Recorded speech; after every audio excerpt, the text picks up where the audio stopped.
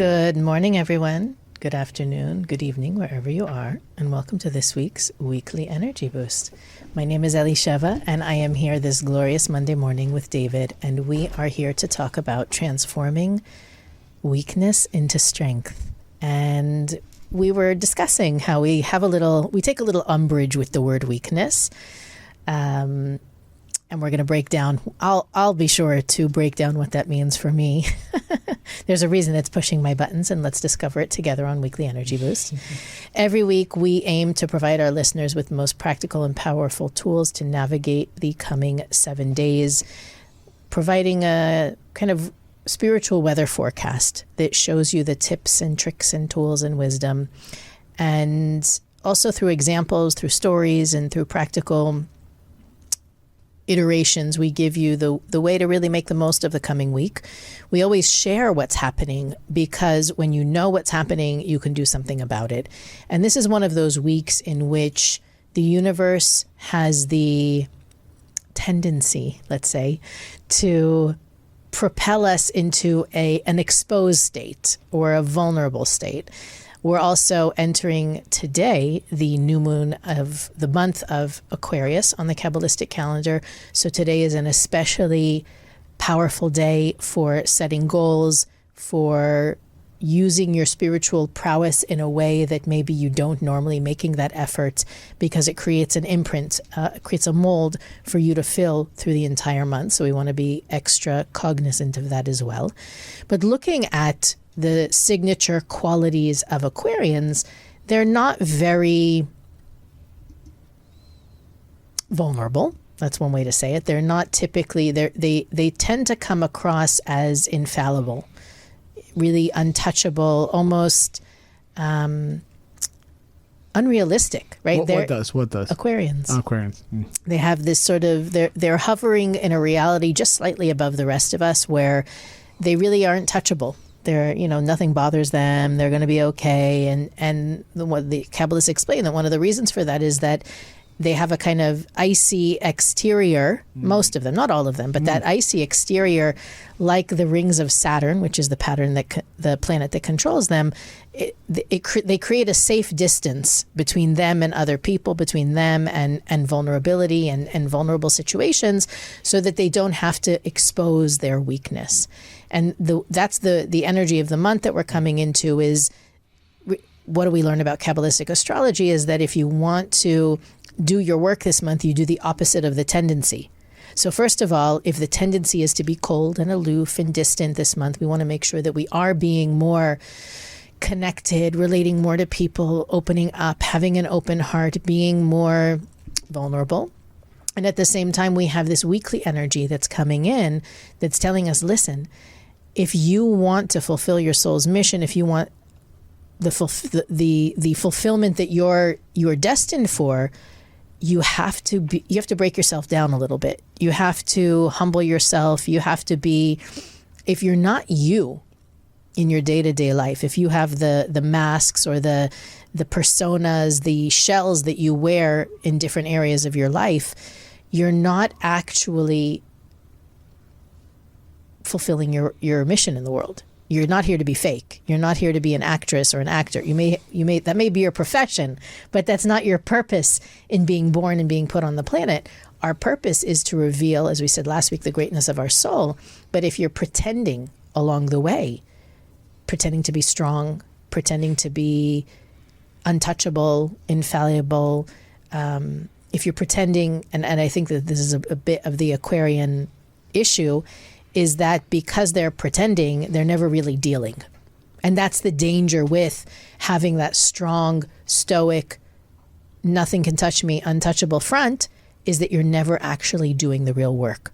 So we want to make sure that as we come into this month and this week, everybody's aware of it. There is a huge opportunity to make strides, deep progress in our spiritual journey this week. But if we're not paying attention to it, it'll seem like nothing is really going on.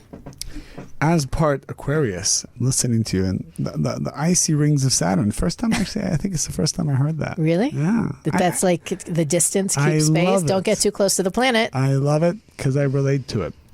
And are you Aquarius on your father's side or your mother's side? You're like, I'm part Aquarius. Well, I'm Aquarius, yeah. I'm Aquarius in The English. In the English, Yeah, solar, you in the and my daughter solar have the same calendar. birthday. That's right. And so she was born in leap year also, She is Pisces in the Kabbalistic calendar and Aquarius which is the Gregorian. solar, yeah. And Right. and then people who like when it comes to astrology, I mean, you should do a chart reading. You should do an astrological chart reading, without a doubt. If you haven't done one yet, it's a game changer. I do one for myself yearly. I did one to compare my chart to each of my children when they were born. I did one with my wife before we got married. You just get insight in how to communicate, how to be, what to expect, what's the love language, what's the, the tendencies. It's very, very valuable. Even if you're doing important negotiation where there's a lot on the line, I would do a comparison chart reading. And I think you can go on Kabbalah.com. There's some kind of a link. Where We'll put it on weeklyenergyboost.com so you can because I know access it people will easily. ask.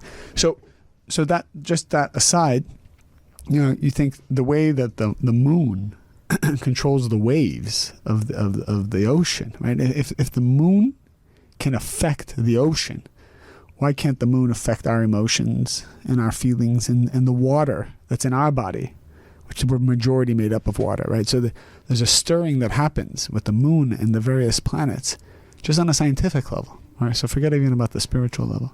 But that's not the topic we're talking about.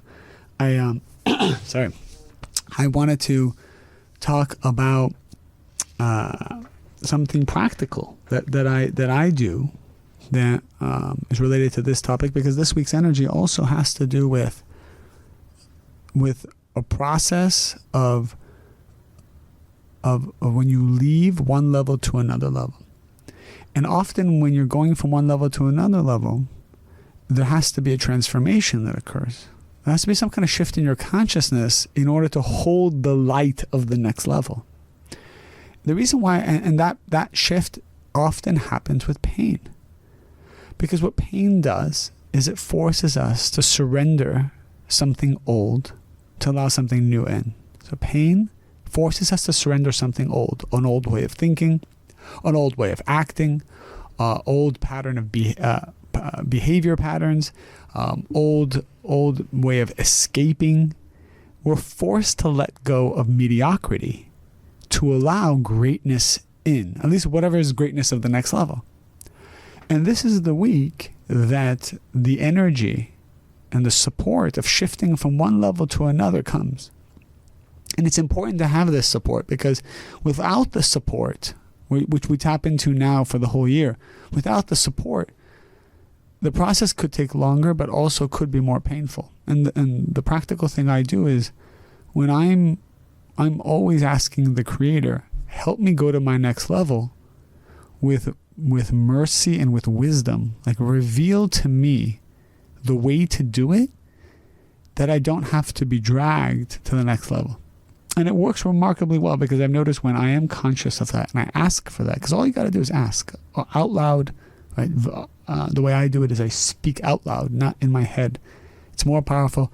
Speak out loud when you're by yourself to the Creator and say, help me with my next level, but help me with mercy. Show me the messages so that I don't have to break my ego in a very painful Aquarius way, which Aquarius often have to go through. Tremendous falling in order to change. Because like you said, they don't let things in.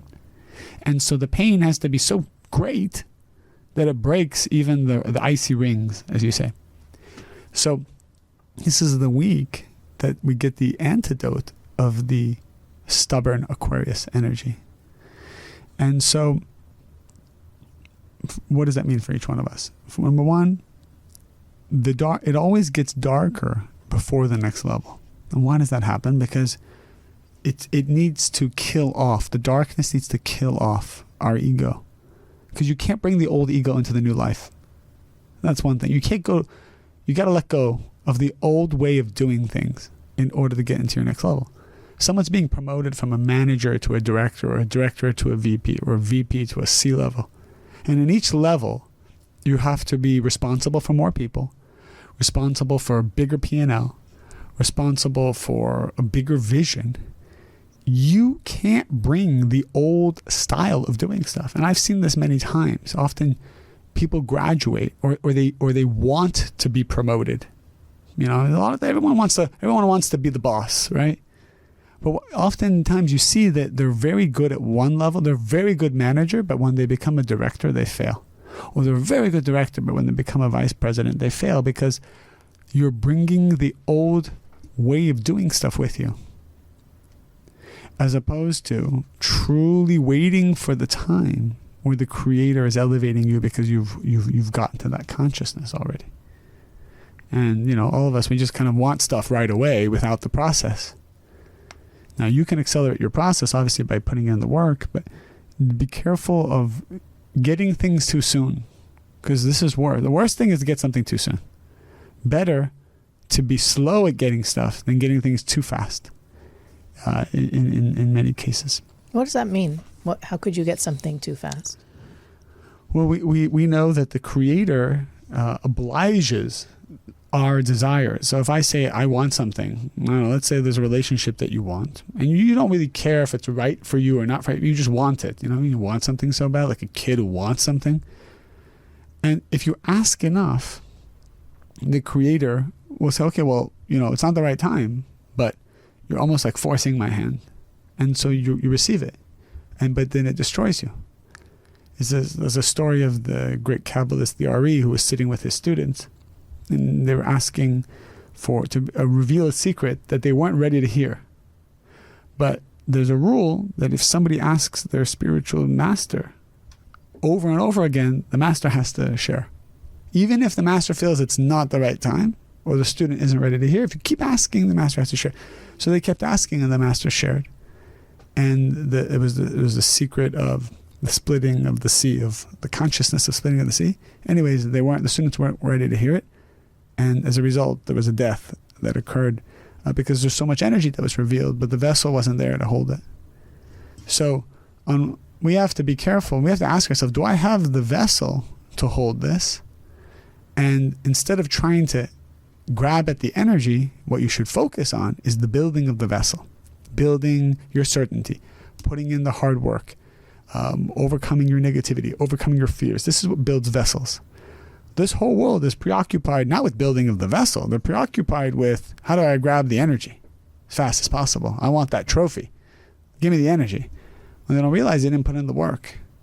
I think in sports, it's hard to bypass that process because you're not going to go on the court when you're not prepared. You're not going to go into a boxing ring if you didn't train, right? Just because you think, you know, I'll take a stab at that. Like, oh, let's get in the ring with the champ. Yeah, and if I win, I get millions of dollars and I get a trophy and a lot of respect. Like, let's see what happens, right? You're not going to do that because you know you're going to die. But in relationships, well, yeah, let's see how that works and this works, and I'm going to try this and try that and give me my promotion. Remember, so it's a lot of like you get in the ring, but then you get knocked out because you went into a weight class that you did not prepare and train for. So the preparing and the training is a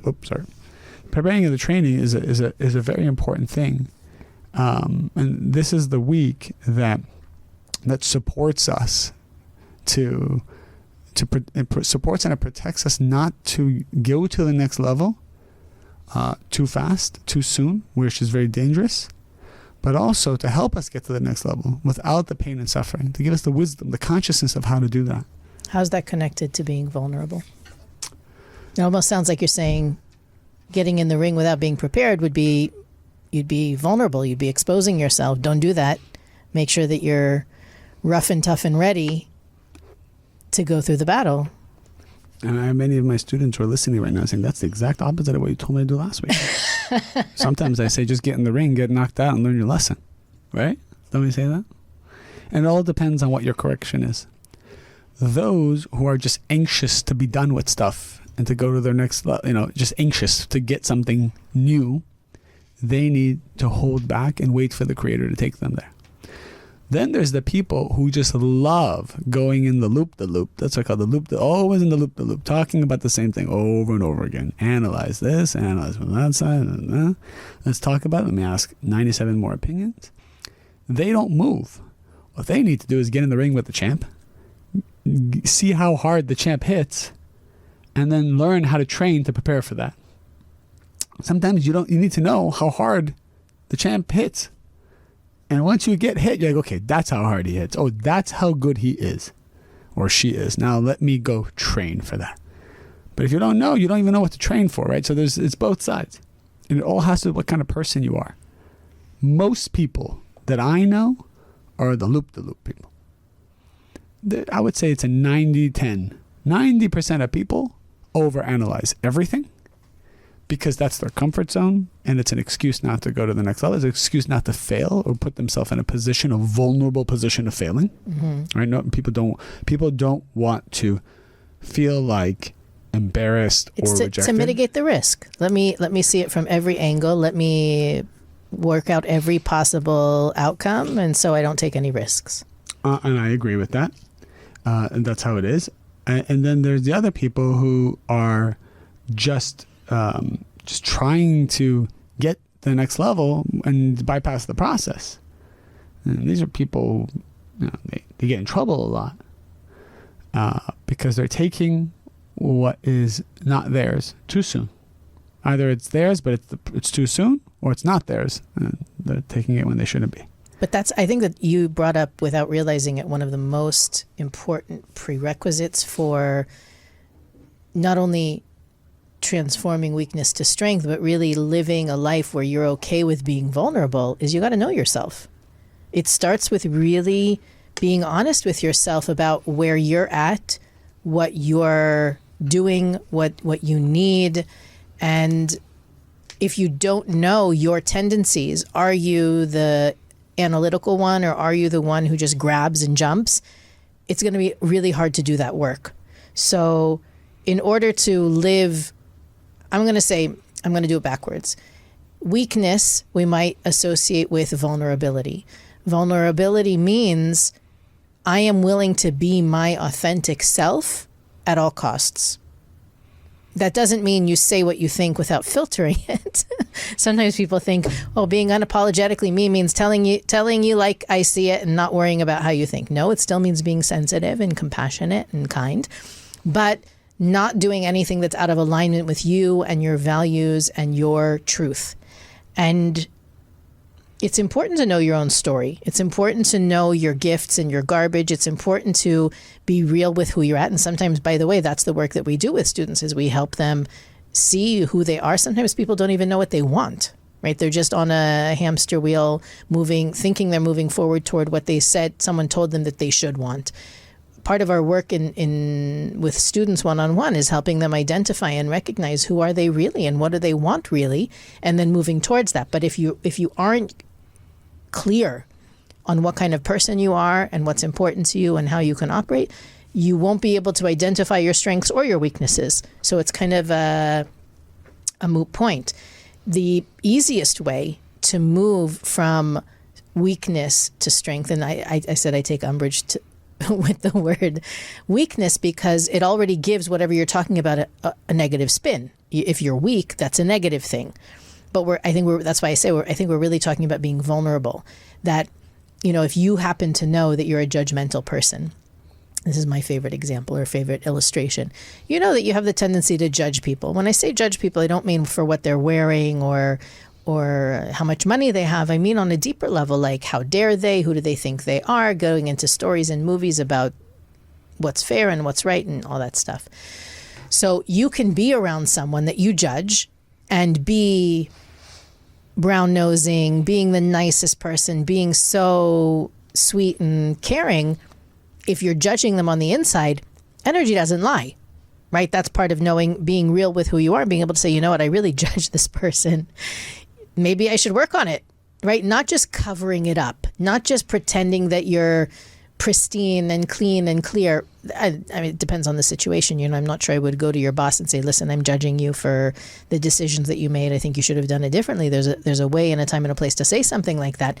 But really to know that if you manage to work on that judgment, you're honest about it, you admit that you have it, and then you can work on it, it becomes a strength. Because we learned in Kabbalah that light is only revealed through darkness.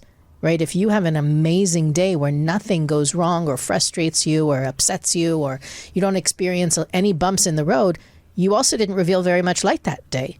The real light is revealed through those moments where you struggle first and then overcome.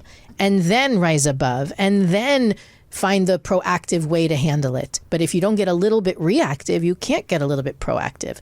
And that's why being vulnerable is the first step to being strong. You've got to be real about who you are and where you're at.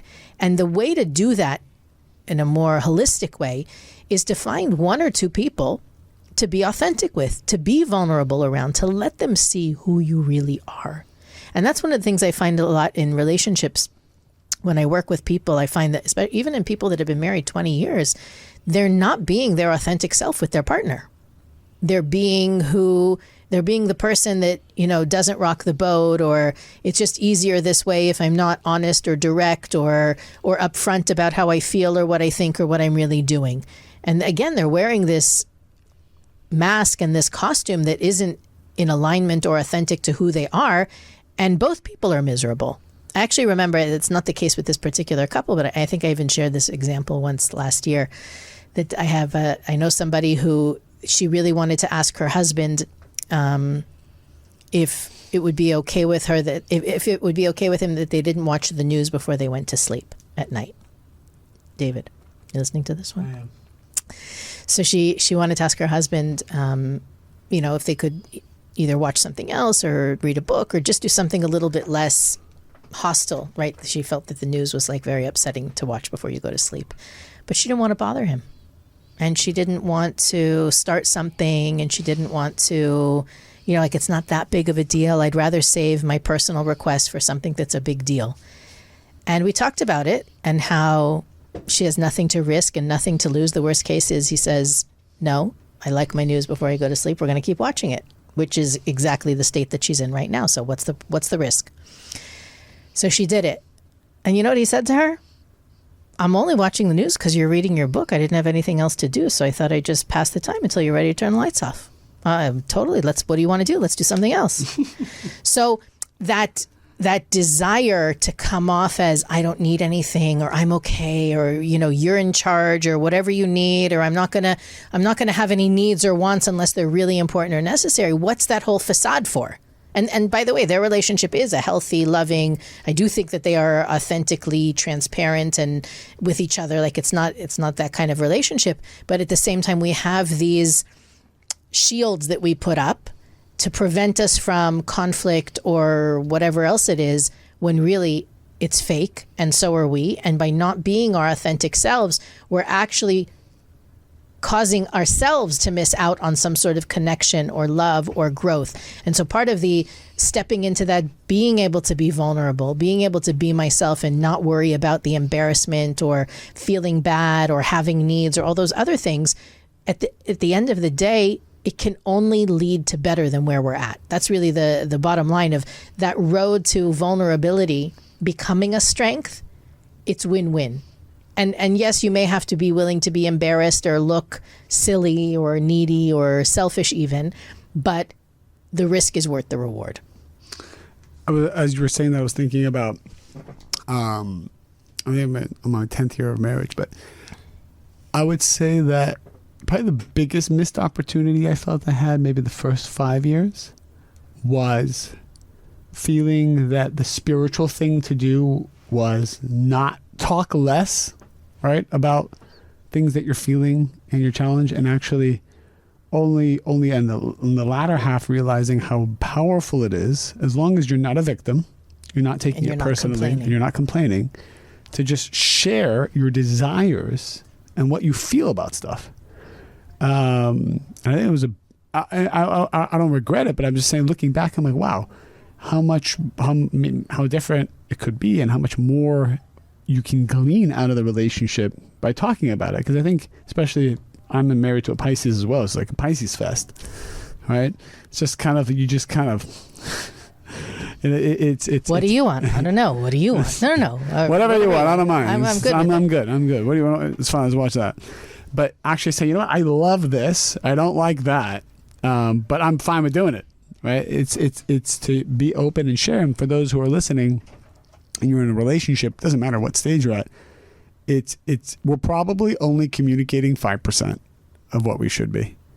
And I've learned that the best practical step to communication is to have boring nothing time where you just talk. That's probably one, just sit and just start talking about whatever, and then stuff comes up. But two, it's to have a third party involved, right? If it's a therapist, it's a Kabbalah teacher, somebody, you just sit, you just talk about stuff. And it's amazing what comes out what tumbles out of bed when you are just in a talking mode. And I think that's what brings more closeness in relationships. So definitely, the Kabbalists talk about this idea of closing space. That the space is a vacuum, and if you're not filling it with light, it's going to be dark. So that act of exposing yourself, silly stuff even, right? Your wants, your needs, your fears, your doubts, your insecurities, it sheds light on them. And I don't remember if I ever if I shared it on the podcast. Maybe I did but I'll just use it as an example to David's point about having missed out on that maybe first few years of not sharing enough. I had this one experience after I'd gotten divorced where one of the teachers came up to me and said, if you don't show us who you really are, no one will ever love you. And that was a really unwelcome constructive criticism at the time. but letting it in and really seeing it for what it was, taking it objectively, and I knew the person was only coming from love. He had no agenda, no need for me to behave this way or that. But he was right. Back at that time, I was very focused on reinventing myself and how do things look and feel, and that whole journey. And a lot of it was me managing my PR.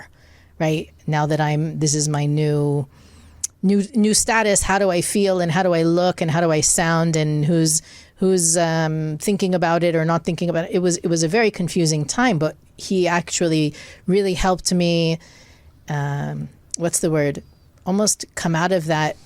It was so out of alignment from what I really wanted. It took a jarring statement like that to help me realize, wow, that's true. I'm so busy trying on different things that I'm not really being me.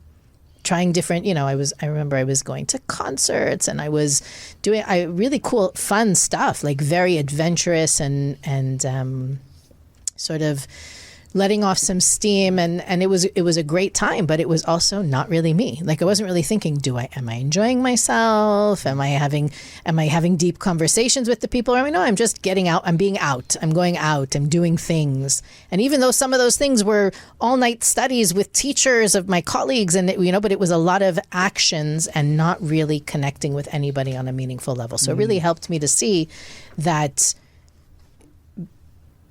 I'm not a human doing, I'm a human being. And David's like eating popcorn while I'm talking. He's not, but that's how it sounds.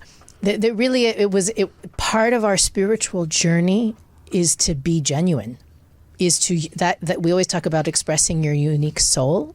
If you're managing your image and how people think and see you, you're not being your authentic self. You can't reveal your unique light. You're revealing the light you think they want you to reveal or need you to reveal, or which light is useful right now, which light is valued. I'm going to show value so that I don't lose my standing or my position or my relationship. But that's not who you are. And do you want to keep maintaining that facade? I think the answer is no, but we get so caught up in it that we forget. So part of this quest to being showing, not only being, but showing our authentic selves is also realizing that if you are not showing your authentic self, the people who love you and applaud you and support you, they're not supporting you. They're supporting who you think they want you to be, which is not real. And it's a very ego-crushing moment, but it's also an important moment. I can see an Aquarian, how hard that would be for an Aquarian to accept and to embody. I'm not Aquarius, but I have a lot of Aquarius in my chart, and I have a lot of Aquarians in my house. And I can see how that the avoidance of being humble, or, the desire to be okay, to seem okay, to get by, is very strong with them. And with us, I'll include myself in that picture, and how that quest shortchanges you for real, authentic connection with people and experiences, and ultimately love and happiness. Before you take off your earphones, say one more thing, and then we'll close it. Oh, yeah, maybe I put back my headphones. You were just taking. I just It's the saw you thing. grab them, and I wanted you to. I say don't know one. how else to signal to her that it's over, but I know it's over. just take away. Don't take things personally. But when you're going to your next level, talk to the Creator and ask the light force to make it a smooth transition. You're allowed that. Right? I think people just kind of think like, time to suffer. So let's suffer with grace. You don't even have to suffer with grace. You don't even have to suffer. Just ask the Creator to help you with that transition. Make sure you have more conversations with your lover. That's really good advice, by the way. It's really, I'm annoyed when I hear it, but it's also some of the greatest advice I've ever gotten. And I don't do it enough. None of us do it enough. None of us do it enough. No, especially us spiritual people, right? We're too good to talk about our problems. Sometimes I feel, my goodness, I talk all day long. Can I just come home and be quiet? Yeah, exactly. Like, I don't want to talk about this anymore. So, yeah, that's my takeaway. Just keep it practical. Yeah, it's true. I'll share. I read I have something open on my computer. It's one paragraph. I promise we'll be done in 1 minute. But it stuck with me, so I'm going to share it with you guys. It says here, too often people go through life not doing the things they want because of how people will view them, even strangers.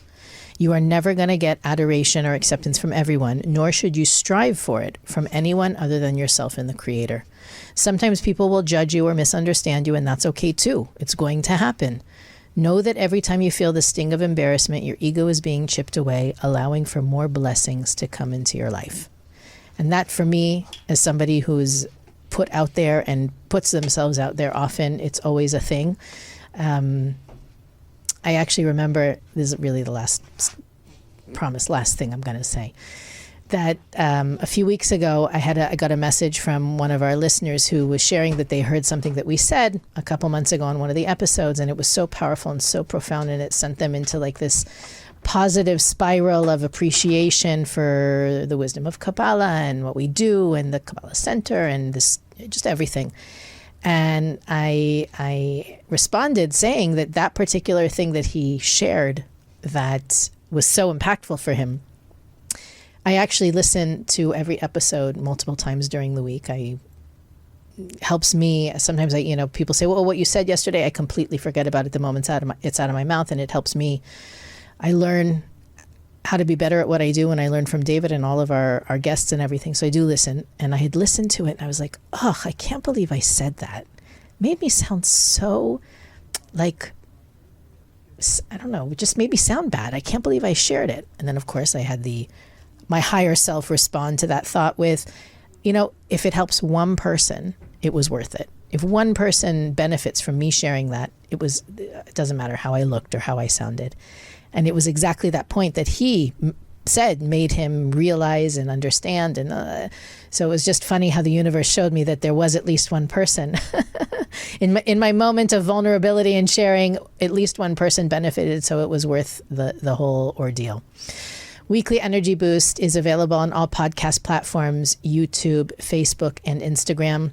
We also have a website, weeklyenergyboost.com, where you can find our archives, see some more. We'll put the astrology link if you're interested in doing a chart reading, and other things that we think are interesting. You can also donate to support the production and expansion of Weekly Energy Boost from that site. So we welcome your contributions there as well. Of course, the most powerful thing you can do is actually share the episodes that have impacted you with your friends and family. Like, rate, and review wherever you're listening. That also helps put us in front of more eyes. And as always, have a fabulous week, and we'll see you next time on the Weekly Energy Boost.